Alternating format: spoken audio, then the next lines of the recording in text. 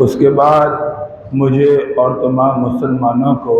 اس پر عمل کرنے کی توفیق عطا فرمائے۔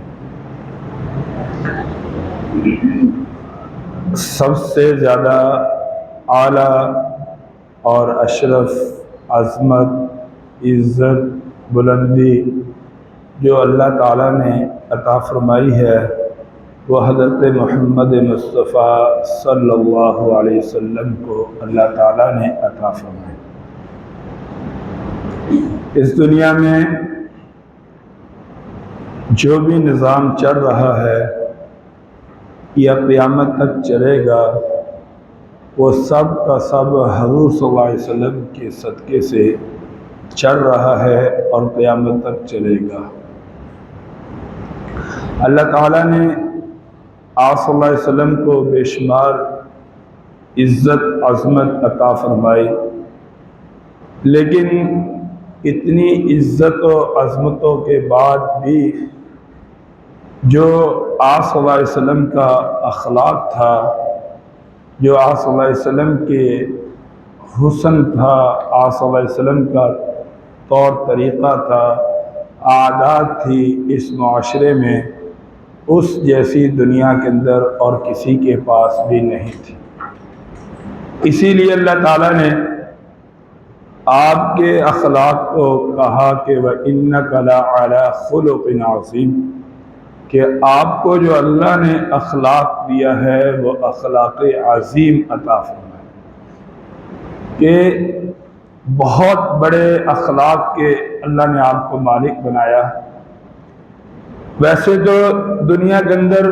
3 طرح کا اخلاق ہے اس دنیا میں، کہ آپ کو گالی دے، آپ بدلے میں اس کو گالی دے لیں، آپ کے چہرے پہ کوئی تھپڑ مارے، آپ بدلے میں اس کے چہرے پہ تھپڑ مار دیں۔ یہ تو اللہ تعالیٰ نے قرآن پاک میں فرمایا یا ایھا الذین آمنوا کتب علیکم القصاص فی القتلی، کہ یہ قصاص ہے، قصاص میں برابری ہوگی، کمی زیادتی نہیں ہوگی۔ دوسرا اخلاق جس کو اخلاق کریمانہ کہتے ہیں، اخلاق کریم کہتے ہیں، کہ تمہارے ساتھ کوئی زیادتی کرے تم اس کو معاف کر دو اور اس سے بدلہ بھی نہ لو، بس یعنی تمہیں کوئی برا بھلا کہہ دے تم صبر کرو، کوئی تمہیں گالی دے تم صبر سے کام کرو، کوئی تمہارے ساتھ تمہیں روکے ٹوکے تم اس پر صبر کرو۔ یہ اخلاق ہے جس کو اخلاق کریم کے نام سے جو ہے پکارا جاتا ہے۔ ایک ہے اخلاق عظیم، کہ بہت بڑے اخلاق جو اللہ تعالیٰ نے حضرت محمد مصطفیٰ صلی اللہ علیہ وسلم کو عطا فرمائے، کہ ان کی مثال اس دنیا میں نہیں ملتی، کہ تمہیں کوئی آدمی تنگ کرے، تمہارے ساتھ کوئی آدمی زیادتی کرے، تمہیں کوئی برا بھلا کہے تو تم اس کو معاف بھی کر دو، اور معاف کرنے کے بعد تم اس کے اوپر احسان بھی کر دو۔ یعنی اپنی زندگی کا طور طریقہ ایسا اپناؤ کہ تمہارے ساتھ اگر دنیا میں کوئی زیادتی کرتا ہے، تمہیں کوئی برا بھلا کہتا ہے، یا اسی طرح سے تمہیں کوئی تنگ کرتا ہے یا پریشان کرتا ہے، تو یہ طریقہ ہے کہ فرمایا کہ تم اس پہ احسان کرو اور اس سے بدلہ بھی نہ لو۔ اور یہ اخلاق اللہ تعالیٰ نے حضرت محمد مصطفیٰ صلی اللہ علیہ وسلم کو عطا فرمائے، کہ اللہ تعالیٰ کے نبی نے معافی کا جو آپ کا طور طریقہ تھا کہ باکمال تھا۔ آپ یہ نہیں دیکھتے تھے کہ کوئی مالدار آدمی آیا ہے تو اس کو اور طریقے سے عزت دینی ہے، اگر کوئی غریب آیا ہے تو اس کو اور طریقے سے عزت دینی ہے۔ حضور صلی اللہ علیہ وسلم کا آداب زندگی ایک ہی تھا سب کے لیے، ایک حدیث میں آتا ہے کہ کوئی آدمی آپ کے کان پہ اپنا منہ رکھ لیتا، آپ صلی اللہ علیہ وسلم جب تک کہ وہ اپنا منہ ایک طرف ہٹا نہیں دیتا تھا، آپ صلی اللہ علیہ وسلم اپنا جو کان تھا اس کے منہ سے پرے نہیں کرتے۔ کوئی آدمی آپ صلی اللہ علیہ وسلم کے ساتھ آ کر مصافحہ کرتا تو آپ صلی اللہ علیہ وسلم اس وقت تک اپنے ہاتھ کو علیحدہ اس کے ہاتھوں سے نہیں کرتے تھے جب تک کہ وہ آپ صلی اللہ علیہ وسلم کے ہاتھ کو چھوڑ نہیں دیتے۔ یہ اللہ تعالیٰ نے حضور صلی اللہ علیہ وسلم کو ایسا باکمال اخلاق دیا، اسی وجہ سے کہا کہ اس کو اخلاق عظیم کا نام دیا، کہ ایک عورت آپ صلی اللہ علیہ وسلم کے پاس آئی، کہنے لگی کہ مجھے معافی مل جائے گی۔ آپ نے پوچھا تو کون ہے؟ کہنے لگی کہ میں وہ عورت ہوں کہ جس نے آپ کی بیٹی کا حمل ضائع کیا۔ یعنی جب حضور صلی اللہ علیہ وسلم کی بیٹی حضرت زینب رضی اللہ تعالیٰ نے مکہ سے ہجرت کر کے مدینہ جانے لگی تو وہ بدبخت عورت اس نے راستے میں آپ صلی اللہ علیہ وسلم کی بیٹی کو اونٹنی سے نیچے گرایا اور پیڑ کے اوپر بیٹھ گئی، اور آپ کی بیٹی حاملہ تھی اور اس کی تکلیف سے آپ کی بیٹی کا حمل ضائع ہوا۔ لیکن جب فتح مکہ کا موقع آیا تو آپ صلی اللہ علیہ وسلم نے اس کو دیکھ کر اس نے جب اپنا جرم بتایا تو کہنے لگی میں معافی مانگنا چاہتی ہوں، آپ معاف کر دیں گے؟ آپ نے فرمایا کہ تو کلمہ پڑھ لے، اللہ تعالیٰ تجھے معاف فرما دے۔ کبھی آپ صلی اللہ علیہ وسلم نے، یعنی حضرت صحابہ کرام رضی اللہ تعالیٰ فرماتے ہیں، کہتے ہیں کہ حضور صلی اللہ علیہ وسلم نے کبھی کسی کو اپنے ہاتھ سے نہیں مارا۔ وَلَلْمُجَاهِدُ فِي سَبِيلِ اللَّهِ، صرف جب اللہ کے راستے میں جہاد کرتے تھے اس وقت ایک دو دفعہ چھڑی مارنے کی نوبت آئی کفار کو، ورنہ آپ صلی اللہ علیہ وسلم نے کسی کو اپنے ہاتھ سے وَلَا مَا ضَرَبَ شَيْئًا، کہ آپ صلی اللہ علیہ وسلم نے کسی چیز کو نہیں مارا بِیَدِهِ، اپنے ہاتھ کے ساتھ۔ حضرت انس رضی اللہ تعالیٰ عنہ فرماتے ہیں کہ کہا کہ میں حضور صلی اللہ علیہ وسلم کی صحبت میں 9 سال یا 10 سال آپ کی میں نے خدمت کی، اور 9 اور 10 سالوں کے اندر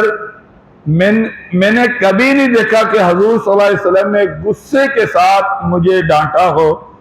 یا مجھے برا بھلا کہا ہو، یا میں نے کبھی کوئی کام کر دیا ہو اور حضور نے کہا ہو کہ یہ تو نے کام کیوں کیا، یا میں نے کبھی کوئی کام نہ کیا ہو تو حضور نے مجھے کہا ہو کہ تو نے کیوں نہیں کیا۔ میرے بھائیو، اگر ہم زبان سے نکل کر پریکٹیکل اپنی زندگی میں نبی کی سیرت کو لے کر آئیں، مزہ پھر ہوتا ہے۔ زبانی دعوے، زبانی باتیں اور زبانی کلام، ہر آدمی اپنے آپ کو ایک جنتی بنا کر پھر رہا ہوتا ہے، لیکن اخلاق کے معاملے میں ہم اتنے گرے ہوئے ہوتے ہیں کہ ہم دنیا کے معاملے میں، تھوڑے سے لالچ کے معاملے میں، تھوڑے سے پیسوں کے معاملے میں، اور اسی طرح سے تھوڑے سے طمع کے معاملے میں ہم لوگوں کو بے وقوف بنانے سے بالکل بھی باز نہیں آتے، اور جو کہ میرے نبی کی صورت اور میرے نبی کی یہ سیرت نہیں ہے۔ میرے نبی صلی اللہ علیہ وسلم کی یہ سیرت ہے۔ فرمایا کہ اگر تم ایک چیز کسی کو بیچنے لگے ہو اور اس کے اندر نقص ہے اور تم وہ نقص نہیں بتا رہے اور بغیر نقص کے وہ چیز آگے بیچ دیتے ہو، فرمایا کہ قیامت تک اللہ کی لعنت، اللہ کے فرشتوں کی لعنت بیچنے والے پر پڑتی رہے گی۔ یہ زندگی کا جو حضور صلی اللہ علیہ وسلم کی زندگی کا مجموعہ ہمارے سامنے ہے، یہ اتنا خوبصورت، اتنا خوبصورت ہے کہ اگر ہم اس کو اپنا لیں تو ڈھیر ساری پریشانیاں، ڈھیر ساری تنگیاں ہماری زندگی سے خود بخود نکل جائیں گی۔ بلکہ میں نے ایک واقعہ پڑھا، علیہ پکھے چلا دے پچھلے ہے، آپ صلی اللہ علیہ وسلم ایک دفعہ بیٹھے ہوئے تھے اپنے ساتھیوں کی محفل میں، ایک دیہاتی آیا، کیونکہ ہر آدمی کا اپنا ایک مزاج ہوتا ہے، ہر آدمی کا ایک طور طریقہ ہوتا ہے رہنے کا، ایک سٹائل ہوتا ہے۔ ہم کوشش کرتے ہیں کہ ہمیں اس کو جو ہے اس کے مزاج کو سمجھنا نہ پائے، بلکہ ہم اس کو پہلے ہی سمجھا لیں۔ حالانکہ ہر آدمی کو دیکھنا چاہیے کہ یہ بیچارہ ایسا ایسا سمجھ جائے گا، اس کو ایسا ایسا سال لے کر چلو، تھوڑا بہت سمجھاؤ سمجھ جائے گا۔ حضور صلی اللہ علیہ وسلم بیٹھے ہوئے تھے، ایک شخص ایک دیہاتی آیا، اس کے پاس خاردار چادر تھی، یعنی ایک چادر ہوتی ملائم، ایک کپڑا ہوتا ہے ملائم، ایک ہوتا ہے خردرا قسم کا کپڑا، وہ تھا۔ اس نے آ کر آپ صلی اللہ علیہ وسلم کے گلے کے اندر آ کر وہ چادر ڈال لی، اور چادر کو ڈال کر آپ کو کھینچا۔ یہ ابو داؤد کے اندر بھی حدیث ہے اور باقی کتابوں کے اندر بھی حدیث موجود ہے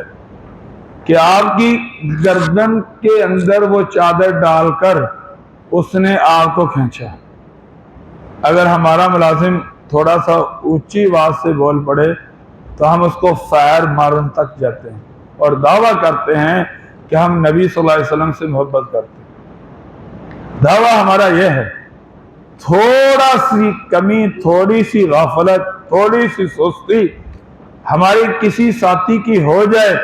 اور پھر وہ ہماری زبان سے، ہمارے ہاتھوں سے، ہمارے شر سے بڑھ جائے تو پھر ہم کہتے ہیں ہم نے بھی اپنی ماں کا دودھ نہیں پیا۔ لیکن حضور صلی اللہ علیہ وسلم کی حدیث میں آتا ہے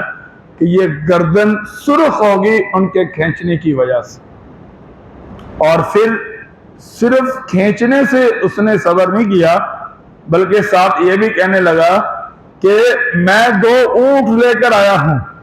ان دونوں اونٹوں کو غلے سے بھر دے، اور من مال اللہ، یہ اللہ کا مال ہے۔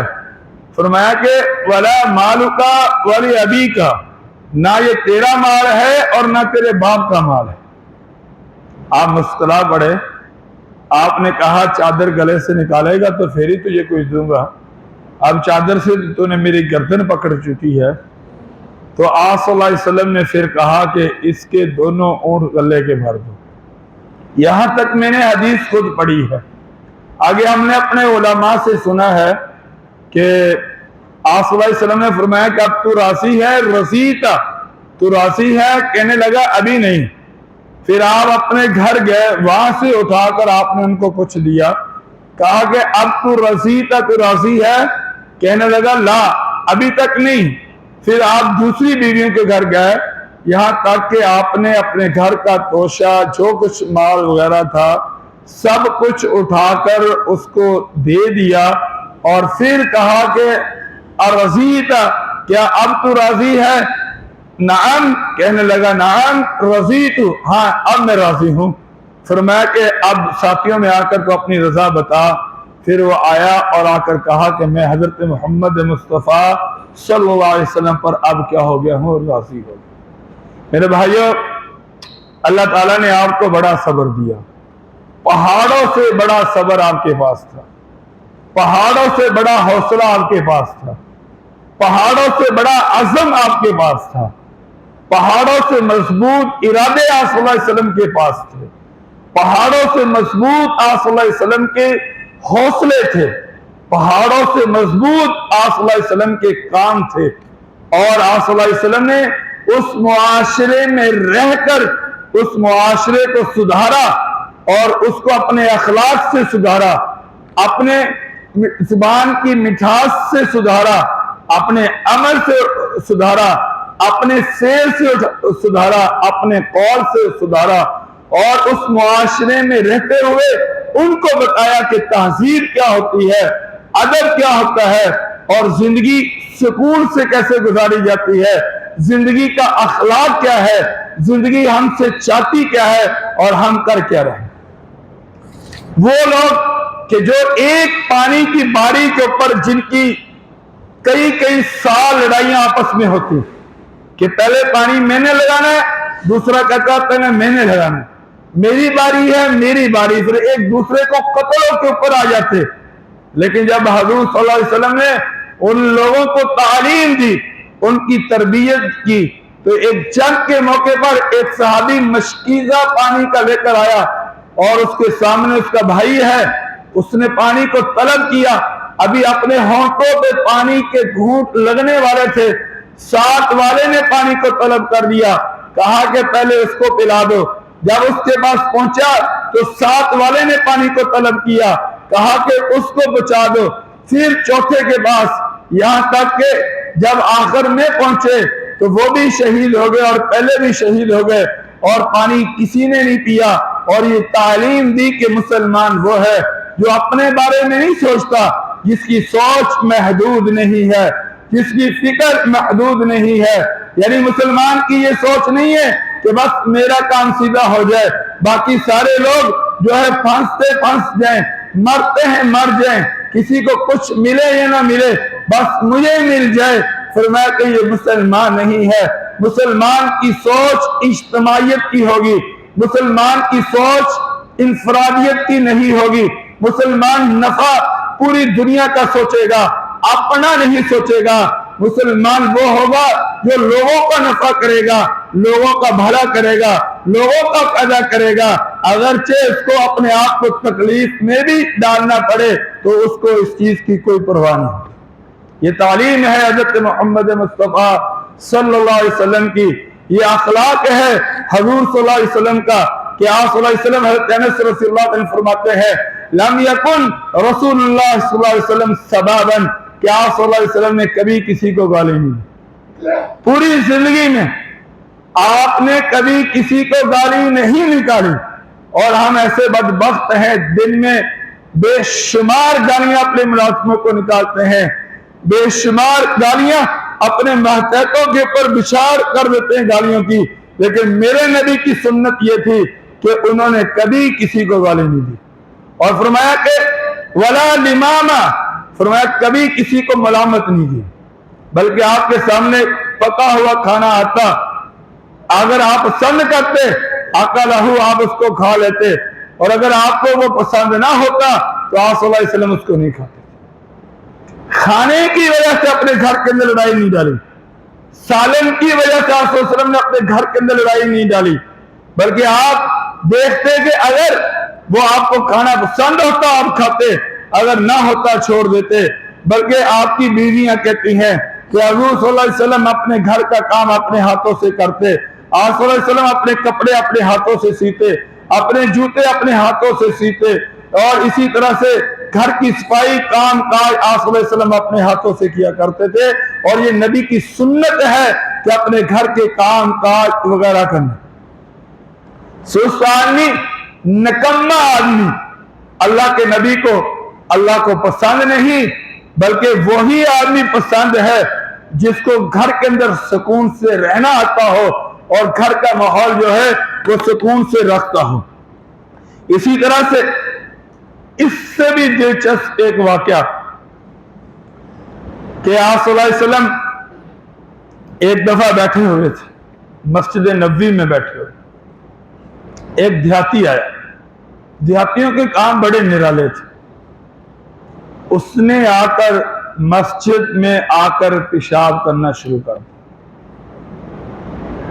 صحابہ کرام رضی اللہ عنہ پریشان ہوئے اور اس کی طرف بڑھے۔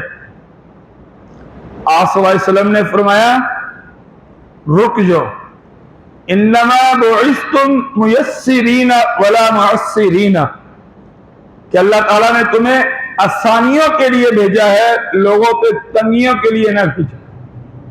اگر تم اس کو پیشاب سے منع کرو گے، روکو گے، تو ہو سکتا ہے کہ اس کو نقصان ہو، اس کو پریشانی ہو۔ فرمایا کہ صبر کرو۔ اور جب اس نے مکمل پیشاب کر لیا، آپ نے فرمایا کہ جاؤ ایک بالٹا پانی کا لے کر آؤ، اور وہ بالٹی پانی کی لے کر آئے اور کہا کہ اس جگہ کو صاف کرو۔ پھر آپ صلی اللہ علیہ وسلم نے اس شخص کو بلایا اور بلا کر کہا کہ بیٹا یہ اللہ کی مساجد ہیں، یہ اللہ کے ذکر کے لیے ہیں، اللہ کی عبادت کے لیے ہیں، صفائی کے لیے ہیں، اور یہ گند ڈالنے کے لیے نہیں ہے۔ تو وہ دیہاتی کہتے ہیں کہ میں نے اپنی زندگی کے اندر اس طرح کا معلم اور اس طرح کے پیارے طریقے سے، پیارے انداز سے اور پیار بھرے لہجے سے میں نے کبھی کسی کو نہیں دیکھا کہ جیسے آپ سمجھاتے تھے کسی اور نے سمجھایا۔ ہمارے ہاں تو کوئی غلطی کر کے دیکھ، ہم اس کا پھر ڈیٹا نکال لیتے ہیں، یہ مولوی ہے، یہ نمازیں پڑھاتے ہیں، ان کو تعلیم نہیں ہے، ایسے ہیں، ایسے کرتے ہیں فلانا۔ اگرچہ غلط فہمی سے کوئی غلطی ہو جائے، ایک تو ہوتا ہے نا دانستہ طور پہ غلطی ہوتی ہے، جان بوجھ کی غلطی ہوتی ہے، ایک غلطی ہوتی ہے ویسے ہی ہو جاتی ہے، اگلا بندہ اپنی غلطی تسلیم بھی کر لیتا ہے، لیکن پھر بھی ہم 1947 سے اس کا ڈیٹا نکال کر اور جو موجودہ ڈیٹا ہے جب تک لوگوں تک پہنچا نہیں دیں گے ہمیں سکون نہیں آئے گا، اور یہ میرے نبی کی سنت نہیں۔ فرمایا لوگوں کے عیبوں پہ تم پردہ ڈالو، قیامت کے دن اللہ تمہارے عیبوں پہ پردہ ڈالے گا۔ فرمایا کہ جو انسان لوگوں کے ساتھ تعاون کرتا ہے اللہ اس کے ساتھ تعاون کرتا ہے۔ سب سے بڑی عبادت لوگوں کے کام آنا ہے، سب سے۔ فرمایا کہ الا اخبرکم، میں تمہیں نہ خبر دوں، ایک آدمی رات کو تہجد پڑھے اور دن کو نفلی روزے رکھے، یہ بڑا مقام ہے، رات کو تہجد پڑھنے والے کا بڑا مقام ہے، دن کو نفلی روزے رکھنے والے کا بڑا مقام ہے، بہت بڑا مقام ہے، اس میں کوئی شک نہیں۔ فرمایا کہ اس سے بڑا آدمی وہ ہے جس کے اخلاق اچھے ہیں، جس کے معاملات اچھے ہیں، جس کا لب و لہجہ اچھا ہے، اور جو لوگوں کو تنگ نہیں کرتا، جس کی وجہ سے لوگ پریشان نہیں ہوتے، اور جس کی زبان سے لوگ، جس کے شر سے لوگ بچے رہتے ہیں۔ فرمایا کہ وہ انسان سب سے بہترین وہ انسان ہے، اور فرمایا کہ جس کے اخلاق اچھے نہیں۔ اسی لیے حضور صلی اللہ علیہ وسلم نے فرمایا کہ میرے صحابہ مجھے بتاؤ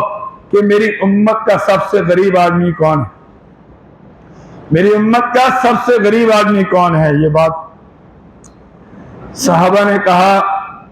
آپ کی امت میں ماشاءاللہ 8 منٹ رہ گئے، ہم تھوڑا جا جاگ لو، نیند بڑی آندی جمعے سے بیان سے سنن سے بہت ماشاءاللہ اکھا بند ہندیاں بندہ جی، اور صرف 8 منٹ رہ گئے، 8 منٹ یا پر 4-5 کاملیاں گلا کرنیاں بس۔ فرمایا کہ میری امت کا سب سے غریب آدمی کون ہے؟ صحابہ نے کہا جس کے پاس مال نہ ہو۔ فرمایا نہیں، وہ میری امت کا یہ 28ویں پارے کے اندر یہ حدیث آتی ہے، اس کی تشریح میں فرمایا کہ میری امت کا وہ غریب آدمی نہیں جس کے پاس مال نہ ہو۔ فرمایا کہ میری امت کا سب سے غریب آدمی وہ ہوگا کہ قیامت کے دن وہ اللہ کے پاس آئے گا، اس کے پاس تہجد بھی ہوگی، اس کے پاس نماز بھی ہوگی، اس کے پاس روزہ بھی ہوگا، اور اس کے پاس قرآن پاک کی جو ہے حفاظت بھی ہوگی، اور بے شمار نیکیاں ہوں گی، اور تا حد نگاہ نیکیوں کے انبار لگے ہوئے ہوں گے، لیکن اس کا اخلاق اچھا نہیں ہوگا۔ اور وہ قیامت کے دن جب حضور صلی اللہ علیہ وسلم کے یعنی وہاں میدان محشر میں آئیں گے، جب ان کا حساب کتاب لیا جائے گا تو ان کی جتنی جو بھی برائیاں ہوں گی، ان لوگوں کی جن کو اس نے گالیاں دی ہوں گی، برا بھلا کہا ہوگا،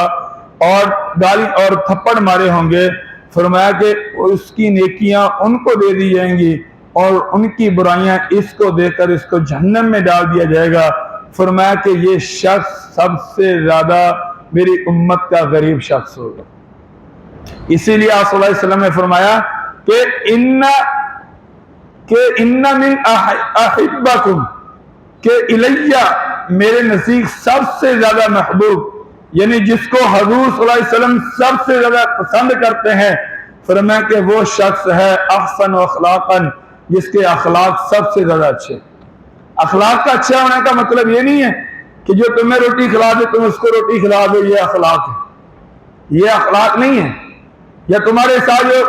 تہذیب میں رہ کر بات کرے تم اس کے ساتھ تہذیب میں، یہ تو ہر کوئی کر لیتا ہے۔ اخلاق کا مطلب یہ ہوتا ہے کہ جو تمہیں برا بھلا کہے، تمہیں تنگ کرے، تمہیں پریشان کرے، اور تم اس کے ساتھ اچھا کر گزرو، اس کو اخلاق کہتے ہیں۔ جو کہتے ہیں نا مجھے عزت دے گا میں اس کو عزت دوں گا، جو مجھے عزت نہیں دے گا میں بھی اس کو عزت نہیں دوں گا۔ یہ محاورہ اخلاق کے اوپر نہیں آتا، یہ محاورہ قصاص کے اوپر آتا ہے، یہ محاورہ بدلے کے اوپر آتا ہے۔ ایک حدیث بھی تم ایسی نہیں دکھا سکتے کہ یہاں آپ صلی اللہ علیہ وسلم نے فرمایا کہ تم نے اینٹ کا جواب پتھر سے دینا ہے، تم نے اینٹ کا جواب پتھر سے دینا ہے۔ ایک حدیث بھی کوئی انسان نہیں دکھا سکتا۔ جو سختی والی حدیثیں جو آئی ہیں، لڑائی جھگڑے والی حدیثیں ہیں، وہ جنگ کے اندر ہے کہ تم ان سے لڑو، ان سے جہاد کرو، ان سے لڑائی کرو، لیکن اپنے ملک کے اندر ہمیں یہ سبق ہے، جو حضور کی تعلیم ہے، جو حضور صلی اللہ علیہ وسلم کی سنت ہے، وہ یہی ہے کہ تم اخلاق کے ساتھ اپنی زندگی بسر کرو۔ ایک صحابی، ان کا نام ہے حضرت معاویہ بن ابی الحکم رضی اللہ تعالیٰ، یہ کہتے ہیں کہ میں مسجد نبوی میں آیا، میں نے آپ کے ساتھ نماز پڑھنا شروع کر دی۔ کہنے لگے کہ مجھے بہت سارے مسائل کا علم نہیں تھا۔ ایک انسان مجھے چھینک آئی، جب مجھے چھینک آئی تو میں نے چھینک کے دوران الحمدللہ کہا۔ جب میں نے اس دوران الحمدللہ کہا تو جو میرے ساتھی تھے دائیں بائیں آگے پیچھے والے، انہوں نے مجھے نماز کے اندر گھورنا شروع کر دیا۔ کہنے لگا کہ میں پریشان ہوا کہ میں نے سوچا کہ آج مجھ سے کوئی ایسی غلطی ہو گئی ہے جس کے اوپر مجھے تنبیہ ہوگی، یا شاید کچھ نہ کچھ میرے ساتھ ضرور کیا جائے گا، کہ وہ بڑے گھور کر مجھے دیکھ رہے تھے۔ لیکن جب نماز کو مکمل کیا، نماز کو مکمل کرنے کے بعد آپ صلی اللہ علیہ وسلم نے فرمایا کہ یہ الحمدللہ کس نے کہا؟ وہ کہنے لگے، معاویہ کہنے لگے کہ میں نے کہا۔ آپ نے فرمایا آگے آ جاؤ، آگے آگے کہا کہ بیٹا کہ یہ نماز جو ہے انما ہی ذکر اللہ، کہ نماز ایک مخصوص اللہ کے ذکر کا نام ہے، کہ اس میں صرف وہی ذکر کیا جاتا ہے، اس کے علاوہ اور کچھ بھی نہیں ہے، اس لیے آج کے بعد آپ نے کبھی بھی یہ کام نہیں کرنا۔ وہ صحابی کہتے ہیں کہ جب میں دائیں بائیں دیکھ رہا تھا کہ میں پریشان ہو رہا تھا کہ ہو سکتا ہے حضور صلی اللہ علیہ وسلم غصے سے مجھے کہیں، ہو سکتا ہے کہ حضور صلی اللہ علیہ وسلم مجھے برا بھلا کہیں، ہو سکتا ہے حضور صلی اللہ علیہ وسلم مجھے ڈانٹ دیں، لیکن جو انداز آپ نے اپنایا سمجھانے کا، فرمایا کہ یہ انداز ماں بھی اپنے بیٹے کے ساتھ نہیں اپناتی، یہ اخلاق ہے۔ ایک بات یا چلو اب ماں کا بیٹے کے ساتھ، تمہیں ایک بات اور نقطے کی بتا دوں، کبھی اپنی اولاد پہ غصہ ہونا، بچے میرے پاس پڑھتے ہیں، میں ان کو کہتا رہتا ہوں کہ یہ بات اپنے ماں باپ کو بتاؤ۔ ہمارے ہاں میں نے کئی سنا، یہ جب بیٹے تنگ کرتے ہیں یا بیٹیاں تنگ کرتی ہیں، ماں باپ کو غصہ آتا ہے، وہ کہتے ہیں اللہ کرے تھوڑا ککھ نہ رہے، بیڑا بہ جائے، پتہ لگ جائے کہ صبر کرو ایک باری ساری جگہ پہ آ جاؤ۔ یہ اچھی باتیں نہیں ہے، ماں باپ کو یہ منہ سے نہیں جچتی۔ میں نے ایک دفعہ پڑھا اپنے عبد الرحمن سدیس، قاری عبد الرحمن سدیس جو خانہ کعبہ کا امام رہے، ان کے بارے میں نے ایک اخبار کے اندر یہ واقعہ پڑھا کہ کسی نے ان سے پوچھا کہ آپ کیسے خانہ کعبہ کا امام بنے؟ تو کہتے ہیں کہ ایک دفعہ ہمارے گھر میں مہمان آئے، میں چھوٹا تھا۔ یہ بڑی زبردست بات ہے ماں باپ کے لیے، اولاد ظاہری بات ہے جب نافرمانی کرے غصہ آتا ہے اولاد کے اوپر، لیکن کوئی ڈھنگ دی دعا دینی چاہیے، نہ ہے کہ اولاد دا بیچارے دا ستیہ ناسی کر دو۔ کہنے لگے کہ میری والدہ نے کھانا پکایا، زبردست طریقے سے کھانا پکانے کے بعد جب مہمانوں کے سامنے کھانا رکھا تو میں باہر گیا اور میں نے ریتا اٹھایا اور کھانے کے اندر چاولوں کے اندر لا کر ڈال دیا۔ جب کھانے کے اندر میں نے ریتا ڈالا تو میری ماں کو غصہ آیا، کہنے لگی اے اللہ میرے اس بیٹے کو خانہ کعبے کا امام بنا دے۔ مزہ تو ہے نا غصے کا یار، اور اللہ نے دعا کو، ماں کی دعا کو قبول کیا، اور قبول کرنے کے بعد اللہ تعالیٰ نے اس بچے کو خانہ کعبے کا امام بنا دیا، اور ایک لمبا عرصہ تک اس نے خانہ کعبہ کے اندر امامت کی۔ اس وقت اگر کسی کی کوئی قرات ہے جس کو لوگ سن کر اپنی قرات صحیح کرتے ہیں تو وہ عبد الرحمن سدیس کی، بلکہ ہمارے استاد کہتے ہیں کہ اپنے بچوں کو موبائل کے اوپر عبد الرحمن سدیس کی تلاوت لا کر دیا کرو تاکہ بچے تمہارے اسی طرح کا پڑھیں۔ خیر ہمارے پاس وہ وسائل نہیں ہے، ہمیں یہ بات آئی تھی کہ کچھ موبائل رکھو، ہر جو بچہ تمہارے پاس آئے اس کو 2 ایتے یا 3 ایتے یا 4 ایتے جو ہیں وہ عبد الرحمن سدیس کی تلاوت میں اس کو کہو کہ اس تلاوت کو 5-10 دفعہ سنا تاکہ تمہیں بھی اس طرح کا قرآن پڑھنا آ جائے. لیکن کیونکہ ہر ماں باپ کے گھر میں موبائل ہے، یہ بطور برادرانہ مشورہ ہے کہ اگر تمہارا بچہ مسجد میں جاتا ہے یا مدرسے میں پڑھنے جاتا ہے قرآن پاک، اس سے پوچھو کہ بیٹا تمہارا سبق کیا ہے، وہ کہہ دے کہ ہمارا سبق یہ ہے، پورا قرآن پاک ڈاؤن لوڈ کرو. یہاں وہ بچہ گیمیں کھیلتا ہے، گیمیں کھیل کر وہ بچہ دماغ خراب ہوتا ہے، وہ پاگل بنتا ہے، اس کی آنکھیں خراب ہوتی ہیں، تو اس کو تلاوت دو لگا کر، اور تلاوت لگانے کے بعد اس کو کہو کہ یہ ایت جو ہے تم نے 10 دفعہ سننی ہے، اور مہینے کے بعد خود رضاط اللہ لینا کہ بچہ تمہارا اس طرح کی تلاوت نہ کرے تو بات.